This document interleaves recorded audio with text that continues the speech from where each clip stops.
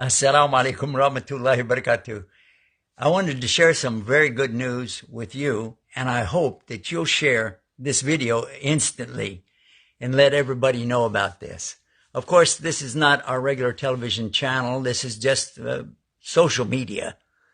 But this might be the news that we've been looking for. Our Prophet sallallahu alaihi wasallam, he told us in a clear hadith, it's mentioned in Sahih Bukhari, that Allah did not send down any disease except that he also sent the cure for it.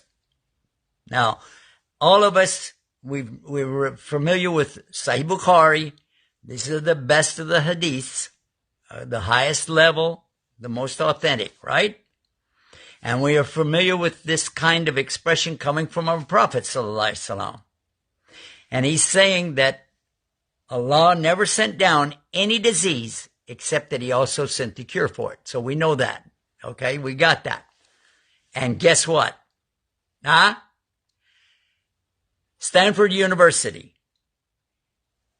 thinks that most likely the malaria virus that we've already been exposed to, the cure for the malaria virus might be also a cure for this coronavirus. And if it turns out to be that, problem solved. Of course, people will still get the disease. Yeah.